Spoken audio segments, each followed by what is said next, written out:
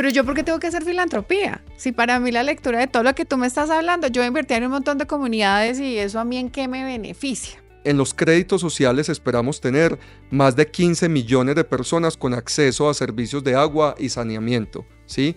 Que eso está relacionado justamente a un derecho humano, que poder tener acceso al agua. Poder reducir emisiones de gases de efecto invernadero en más de 69 millones de toneladas de CO2 equivalente. ¿Cómo hacemos para que las personas entiendan, las empresas, los líderes, que la inversión en sostenibilidad va un poco más allá de filantropía? Un bono social con Promigas por 130 millones de dólares que destina recursos justamente a facilitar el acceso de las personas a los servicios de Promigas. Soy Mariana García Herrera, consultora en sostenibilidad y fundadora de A las 5. Y hoy te doy la bienvenida a ESG Stories, un canal que busca promover las acciones corporativas alrededor de la sostenibilidad de la voz de sus principales líderes.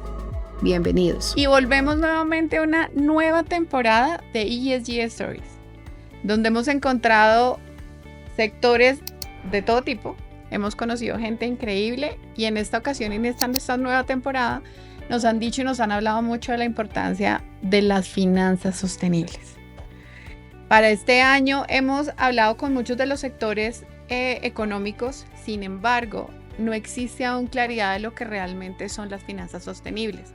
Y esto hace parte hoy día de las macrotendencias que hay en el mundo y de la importancia de cómo financio yo mis acciones en sostenibilidad para conseguir un retorno. Hoy tengo como invitado al IFC y hoy les quiero presentar a Mauricio Vélez, que ya Mauricio les va a contar específicamente quién es Mauricio, qué hace en el IFC y cuál es su propósito de acompañarnos el día de hoy. Él hoy nos va a contar absolutamente todo lo que tiene que ver con finanzas sostenibles. Para los que no entendemos, pues vamos a conocer un poco más acerca de esto cómo influye, cómo afecta y cómo económicamente le genera retorno a las compañías. Sí se tiene en cuenta esta parte. Entonces, pues nada, Mauricio, bienvenido. Bueno, no, Mariana, muchísimas gracias por la invitación. Contento de estar acá y poder aprender en conjunto y conversar sobre qué son las finanzas sostenibles y cómo apalancan la agenda de desarrollo sostenible de Colombia y del mundo. Mauricio, ¿qué es el IFC para las personas que no saben? Bueno, para comenzar, la IFC o la Corporación Financiera Internacional, IFC por sus siglas en inglés, hace parte del grupo del Banco Mundial, ¿sí? Fue creada en 1956 por el Banco Mundial y podemos decir que es el brazo privado del Banco Mundial, que tiene como propósito desarrollar mercados en países emergentes para poder generar de esta forma empleo, ¿sí? Poder desarrollar, por ejemplo, industrias que tienen consigo un impacto en movilizar capital social, en proteger el medio ambiente. Por eso la IFC como una multilateral, digamos, se puede definir como tal como un banco de desarrollo internacional multilateral, tiene ese propósito por defecto, el financiamiento sostenible. Mauricio, generalmente los sectores que la gente que desconoce estos temas quiere hacer sostenibilidad, considera que cuando perteneces a una empresa del sector de servicios, no impactas, ¿sí? Eso ha sido una gran dualidad que hemos tenido en este canal porque las personas no logran todavía comprender por qué si yo no produzco, tengo que impactar. La IFC es una compañía de servicios financiera, Así que es. también muchas personas dicen, no, pues es que si tienen plata, entonces como, ¿para qué? Si ellos no necesitan. Y bueno, yo quiero que le cuentes un poquito a las personas qué son las finanzas sostenibles y para qué sirven en este mundo que hoy está tan golpeado y en este planeta que socialmente también está muy afectado por el cambio climático. Así es. Entonces, bueno, partamos de lo macro. La Agenda 2030, definida por Naciones Unidas, que son nuestros objetivos de desarrollo sostenible, se estima desde las Naciones Unidas que necesitamos entre 5 y 7 billones de dólares anualmente para poder alcanzar esos 17 objetivos de desarrollo sostenible con sus 169 metas, que son finalmente la agenda que nos propusimos como humanidad dentro de todos los países que estamos en Naciones Unidas para cerrar brechas sociales, ambientales y económicas, ¿sí? Entonces, partimos justamente de necesitamos entre 5 y 7 billones de dólares. Para que dimensionemos eso, ¿cuánto es? Eso equivale al Producto Interno Bruto de Alemania, que es la tercera economía global más grande después de Estados Unidos y de China, ¿cierto? Entonces, para que dimensionemos un poco las cifras, ese capital que necesitamos movilizar. Por ejemplo, en temas de protección de la biodiversidad, hace poco Bloomberg sacó un informe en donde se estima que necesitamos un punto del PIB global, ¿sí? Para poder cerrar esas brechas en protección de la biodiversidad a propósito de la COP16 de biodiversidad que tuvimos aquí en Colombia. Y hoy Bloomberg estima que estamos movilizando aproximadamente 208.000 millones de dólares siguiendo con el caso de la biodiversidad. Entonces vean que ahí todavía tenemos una brecha de casi 800.000 millones de dólares para poder trabajar en esa protección de la biodiversidad global, en proyectos de conservación del Amazonas, que es tan importante para poder mantener la vida en el largo plazo, en el corto y largo plazo, ¿no? Lo estamos viviendo aquí en Bogotá con escasez de agua, por ejemplo, una ciudad que siempre ha sido tan rica en agua y que justamente por el cambio climático que ha generado cambios en los patrones del clima, cambios en los ciclos ecosistémicos, pues ha generado que entonces ahora los países tengamos que destinar presupuesto en temas de mitigación y adaptación al cambio climático. Por ejemplo, la CEPAL estima que países latinoamericanos necesitamos invertir aproximadamente 2 puntos del PIB nacional del Producto Interno Bruto para poder alcanzar esas metas en mitigación y adaptación al cambio climático. Entonces aquí es donde entran las finanzas sostenibles a movilizar ese capital. Entonces, realmente, mira, los instrumentos de financiamiento sostenibles son los mismos que conocemos tradicionalmente. Créditos, bonos, leasing, renting, ¿sí? Todos estos tipos de mecanismos financieros. ¿Qué le pone el apellido sostenible? ¿Qué lo hace sostenible? Y es el activo, la actividad, el proyecto que vamos a financiar. Si tenemos indicadores de medición de impacto o lo que hoy en día conocemos y que desde la IFC promovemos, que son taxonomías sociales, taxonomías verdes, también para evitar prácticas de green y social washing o lavado verde y social, se tienen estos indicadores de impacto o estas taxonomías que establecen, bueno, ¿dónde están las principales brechas ambientales, sociales en temas de construcción sostenible, en transporte bajo en emisiones, en nuevos modelos de producción de alimentos a través de agricultura sintrópica, en donde se produce, no sé, café de sombra, cacao de sombra, o ganadería sostenible, justamente para migrar de modelos de ganadería extensiva a ganadería donde tenemos unos mayores niveles de eficiencia en producción de alimento y adicionalmente conservando y regenerando los ecosistemas. Entonces mira que todo esto que te estoy contando es una nueva forma de desarrollarnos como sociedad a través de modelos que se han venido posicionando y podemos decir que son sectores emergentes de la economía como la famosa economía circular, que es como pasamos de un modelo de economía lineal donde generamos un montón de residuos y desperdicios que no aprovechamos y por el contrario tenemos modelos circulares donde somos más eficientes con el uso de recursos. La bioeconomía, que es el desarrollo justamente de productos y servicios con base en soluciones basadas en la naturaleza, en la biodiversidad, en la naturaleza, ¿cierto? También la economía regenerativa. ¿Por qué hablamos de economía regenerativa? Porque desde la industrialización, desde 1750, donde hemos venido desarrollándonos como humanidad, demandando más recursos naturales que los que la misma naturaleza está en capacidad de volver a producir, pues necesitamos ahora, hemos llegado a un punto donde necesitamos empezar a regenerar nuestros ecosistemas.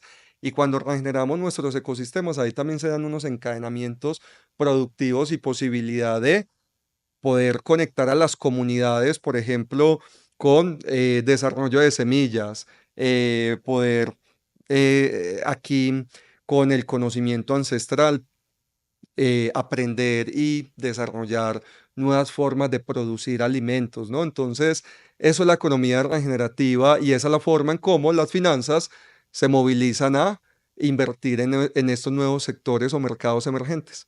Bueno, ven, te pregunto, me voy a volver un poquitito con respecto, hablabas y nombrabas los objetivos de desarrollo sostenible. Hoy en día, en Colombia todavía seguimos en una etapa de maduración muy, muy verdecita, ¿sí? Somos todavía muy pequeños en conocimiento de esto y la mayoría de personas que no están metidas como en este rol de sostenibilidad consideran que la sostenibilidad es una tendencia o puede ser un gasto y no un costo. Y muchas veces se confunde con salvar ballenas o simplemente hacer filantropía, ¿no? Creo que no hemos todavía logrado entender a nivel corporativo y empresarial que esto está conformado por tres cosas: lo económico, lo social y lo ambiental. Tú hablabas un poco de la importancia de la inversión en los países emergentes, que yo hoy día considero que son algunos de ellos, como nosotros, somos países que todavía tienen la virtud de poseer muchos recursos naturales, ¿no? Y que no hemos entendido ni le hemos dado el valor que esto realmente tiene, como lo comentabas con el agua que nos está pasando principalmente aquí en Bogotá, pero también es cómo hacemos para que las personas entiendan, las empresas, los líderes, que la inversión en sostenibilidad va un poco más allá de filantropía. Yo ejemplifico mucho la sostenibilidad cuando las personas no me lo entienden desde yo les digo, esto es como un banco y el banco es el planeta. Y lo que nos ha pasado es que le hemos pedido prestado a ese banco durante mucho tiempo recursos naturales y no estamos sobregirados y no le hemos devuelto parte de esos intereses y ya estamos en mora. Entonces, lo que yo le digo a la gente, si dejamos que ese banco se quiebre, no vamos a tener con qué ejecutar las operaciones de muchas de las compañías que dependen del agua, de la energía y de recursos que a veces dejamos pasar porque los tenemos tan a la mano que no entendemos su relevancia. Este año se han hablado de cuatro macro tendencias, entre esas está la de finanzas sostenibles. Y yo lo que te quiero preguntar es, si yo soy una compañía, yo, ¿para qué necesito la IFC? La IFC puede justamente otorgar capital a una compañía que tiene como propósito desarrollar proyectos que tienen un impacto social y ambiental. Entonces, la IFC tiene servicios como préstamos, también donaciones, ¿sí? También hace inversiones en capital accionario, garantías, y facilita o otorga este tipo de capacidades, no solamente financieras, sino también con asesoría, ¿sí? Para que las organizaciones puedan desarrollar este tipo de proyectos. Eso es principalmente, digamos, el principal servicio o aporte a la IFC, de la IFC hacia las compañías. Te voy a poner ejemplos concretos y que son recientes. Hace un par de meses la IFC invirtió en un bono verde, un bono de biodiversidad con BVA, ¿sí? El banco BBVA. Fue un bono por 70 millones de dólares y es un bono que justamente va a destinar capital a proyectos en conservación de ecosistemas. Lo que hablábamos ahora, proyectos en transformación productiva hacia modelos de producción más sostenibles, proyectos en conservación de cuerpos de agua, recurso hídrico, ¿sí? Justamente en COP16, otro ejemplo fue con Davivienda, en donde la IFC justamente invirtió en un bono natural también, perdón, un bono verde en temas de biodiversidad por 50 millones de dólares, ¿sí? Y la semana pasada, otro ejemplo en sector real, con Promigas, un bono social con Promigas por 130 millones de dólares que destina recursos justamente a facilitar el acceso de las personas a los servicios de Promigas con sus unidades de negocio como Brilla, ¿cierto? Para gas natural. Entonces, personas que necesitan financiar acceso a gas vehicular o acceso a gas natural en sus viviendas a través digamos, de este bono social que tiene unos indicadores de medición de impacto. Aquí Promigas va a tener capital para poder desarrollar esos proyectos que en este caso van a facilitar el acceso a las comunidades y personas al gas natural. Esa es la forma en cómo trabaja IFC. Mauricio, yo voy a ser aquí un poco egoísta, cerrado, obtusa o como lo quieras llamar, y me voy a poner en la posición de un líder que desconoce un poco esto. No voy a decir que no lo sepan, o sí, lo desconocen, no hay una mala intención, y es, pero yo, ¿por qué tengo que hacer filantropía? Si para mí la lectura de todo lo que tú me estás hablando, yo invertí en un montón de comunidades y eso a mí en qué me beneficia. Económicamente eso a mí no le ayuda a mi negocio. Yo puedo seguir vendiendo de otra manera. Entonces quisiera que me explicaras, ¿yo para qué voy a invertir en eso? Ajá. Bueno, lo primero es que no es filantropía, no, todo lo contrario, acá estamos hablando de negocio. Y hay una cifra que me gusta darle a los estudiantes. Yo doy una clase en la Universidad de los Andes justamente en sostenibilidad empresarial y como ingeniero me gusta poner esto en una ecuación, ¿sí? Con cifras reales de Colombia.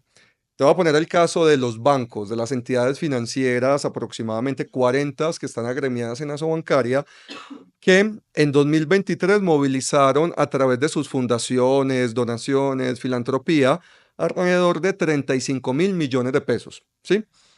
Pero los bancos, las entidades financieras, a través de su core de negocio, colocaron créditos en proyectos con impacto ambiental, social, por ejemplo, vivienda de interés social, o proyectos en construcción sostenible, transporte bajo en emisiones, por ejemplo, los proyectos de reconversión tecnológica de empresas como Bavaria, Postobón, que migraron su flota a vehículos bajos en emisiones, energías renovables no convencionales, en fin, todos estos sectores que necesitamos para transformar la forma en cómo producimos. El desembolso, el total, el saldo de cartera que se tuvo en 2023 fue de 72 billones de pesos colombianos, ¿sí?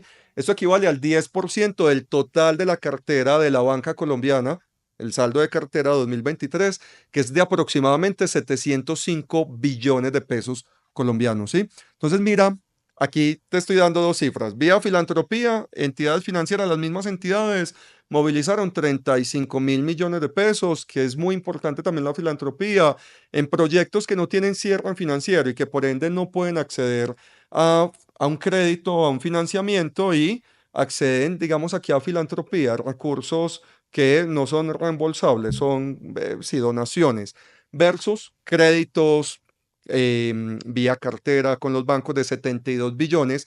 Mira que la diferencia de esas dos cifras son de 2.000 veces.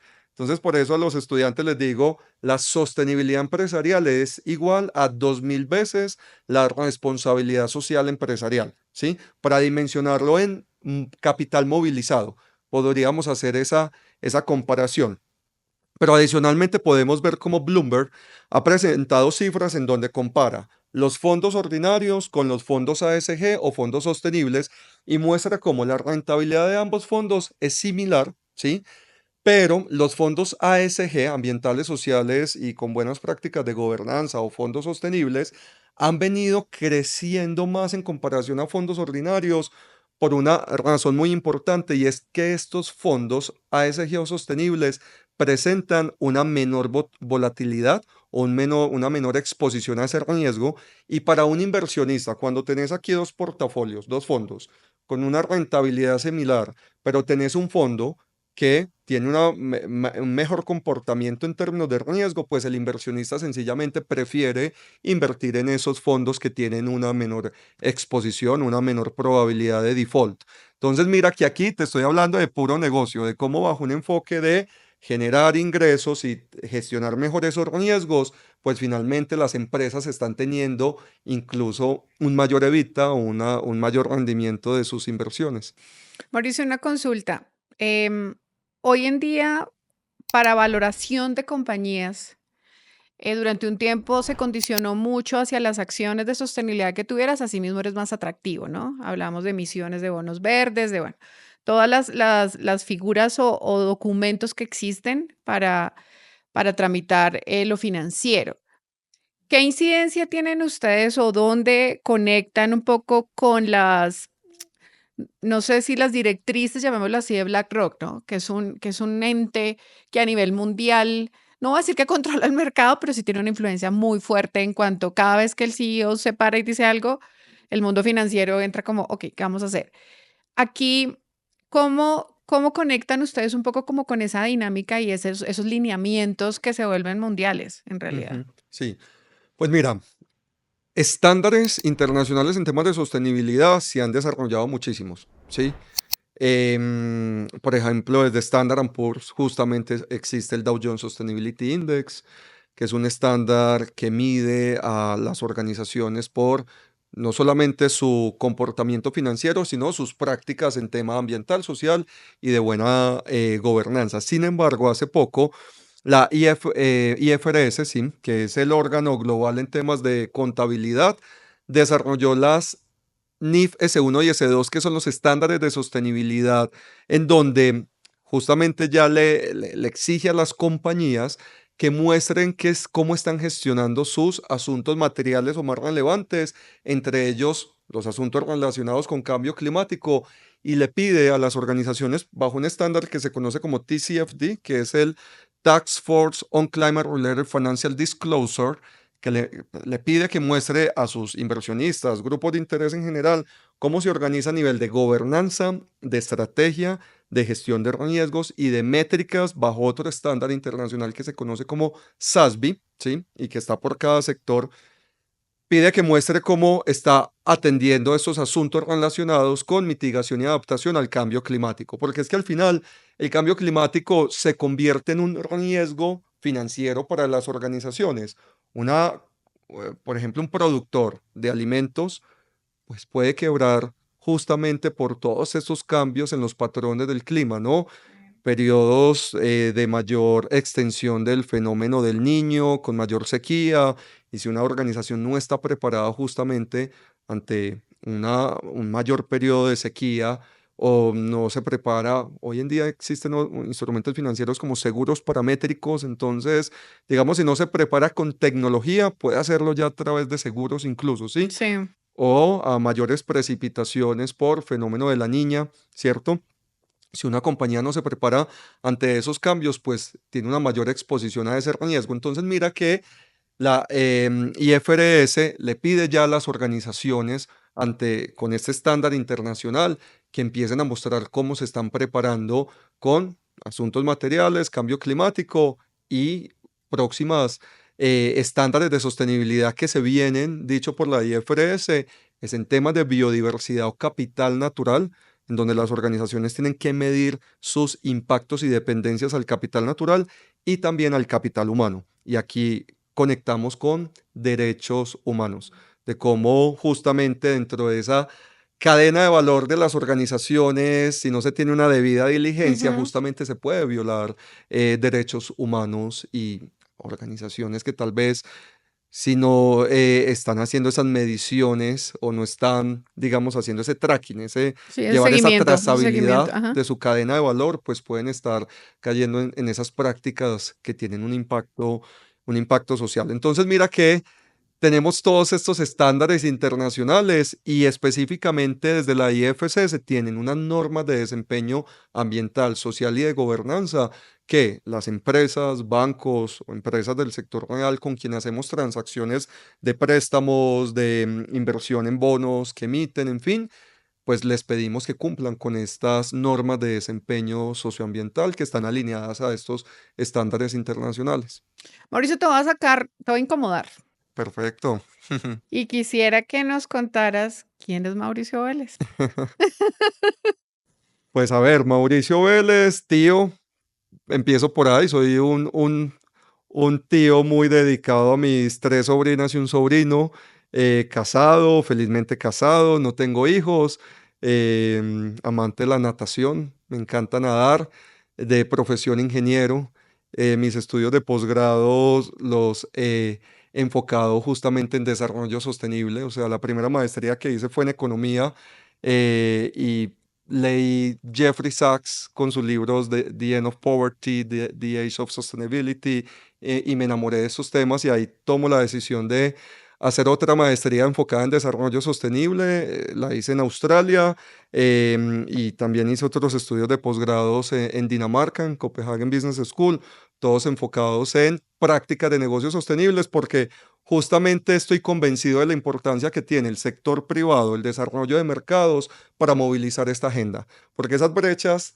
de financiamiento que te contaba ahora, pues no la vamos a lograr solamente con recursos públicos, no los tenemos que movilizarnos todos, la sociedad y la empresa, justamente para cerrar esas brechas. Entonces mira que aquí conecto quién es Mauricio Vélez con lo que hago. Aquí pues tengo un propósito superior de poder contribuir a través de mi trabajo en esta agenda agenda global. Entonces, Mauricio Vélez, apasionado de el desarrollo sostenible. Claramente no eres pastuso, obviamente. Entonces, tu ciudad de origen es Medellín, Sí, sí, así, Medellín. como buen paisa reconocido. Creo que es una cultura muy linda y que yo admiro un montón. Y quería preguntarte, ¿cuál es tu rol hoy día en la IFC?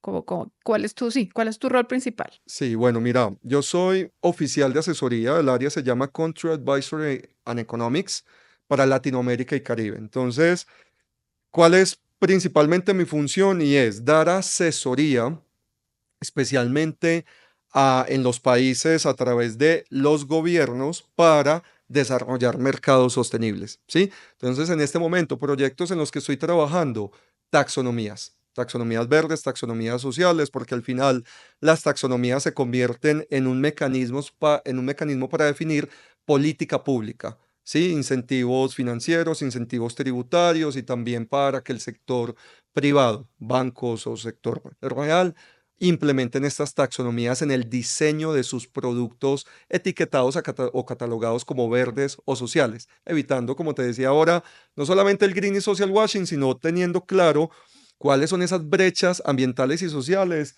y poder tener esa trazabilidad de cómo estamos movilizando esos flujos de capital. Entonces, soy un asesor de las finanzas sostenibles. Ese es mi papel en IFC. Ahorita que nos estabas hablando de los derechos humanos, quiero conectar como algo contigo y es, sé que ustedes son sumamente exigentes también en ese proveer esa financiación, ¿sí? Yo tuve aquí al Grupo Cieno. Ellos estaban muy felices, estaban celebrando en ese momento porque consiguieron que la IFC les financiara parte de su crecimiento. Pero dentro de eso ellos hablaban mucho de la importancia que ustedes dan como condicionante el tema de la debida diligencia, pero más allá de hablar de la debida diligencia, es cómo poder reconocer o mostrarle a la gente la importancia de los derechos humanos en esto. Yo creo que ya la teoría social ha cambiado tanto que las empresas ya no solamente se limitan a remunerar a las personas, sino también aquí hay que entrar a dar otro tipo de bienestar al colaborador que va más allá de la remuneración. ¿Por qué? Pues porque obviamente el colaborador es parte fundamental de las empresas, sin colaboradores no hay empresa. Pero sí quería como preguntarte un poco, ya que tocaste el tema de derechos humanos y que muchas empresas también no saben eso cómo se hace, porque dicen, pero ¿y esto qué? ¿Se ponen todos los derechos o esto cómo funciona? Y un poco también nos hablabas de la importancia de los informes no financieros, que son los que se están estableciendo, que en Colombia lo hemos ido pospuesto, pero ya es una realidad, que eso hace parte del informe de la super financiero, de las super sociedades, o sea, ya no hay nada que hacer, eso tiene que entrar, ¿sí? Como las NIF que hoy día son las IFRS. Y quisiera preguntarte un poco, para las personas que desconocen eso, o si no lo puedes contar, es cómo yo involucro los derechos humanos en mi hacer diario, en mi hacer operativo. Ujú, Eso sí. cómo se incorpora y cómo va ligado un poco a los temas financieros, ¿no? A los temas de inversión Claro, financiera. sí. Pues mira, finalmente el sector privado, el sector real, sector de servicios también, se convierten en habilitantes para que con la creación de oportunidades las personas puedan satisfacer no solamente sus necesidades básicas, sino poder garantizar derechos humanos, ¿sí? Entonces, aquí desde la IFC, como te mencionaba, hay unas normas de desempeño y se construyen unos marcos de medición de impacto ambiental, social, por ejemplo, para los bonos de biodiversidad que te contaba que se tuvieron con BVA, con Davivienda, se desarrolla un framework de biodiversidad que mide, por ejemplo. Entonces, este bono y esta inversión que está haciendo IFC en este bono de biodiversidad al final en los informes que se tienen que desarrollar desde la entidad emisora del bono, ¿cómo lo mido en número de especies conservadas, número de hectáreas reforestadas? ¿Sí? Desde lo social también hay unos indicadores. Entonces, te voy a poner ejemplos de el impacto previsto desde la IFC que conecta justamente con indicadores relacionados con derechos humanos, en donde nosotros con estas inversiones que hacemos vía préstamos, bonos, pues buscamos generar al final estos impactos, porque para nosotros desde la IFC no es cuánto capital movilizamos, sino al final esto cómo se traduce en un impacto. Por ejemplo, En los créditos sociales esperamos tener más de 15 millones de personas con acceso a servicios de agua y saneamiento, ¿sí? Que eso está relacionado justamente a un derecho humano, que poder tener acceso al agua. Poder reducir emisiones de gases de efecto invernadero en más de 69 millones de toneladas de CO2 equivalente, ¿sí? Eso es un indicador de impacto que estamos midiendo justamente a través de estos créditos o bonos verdes.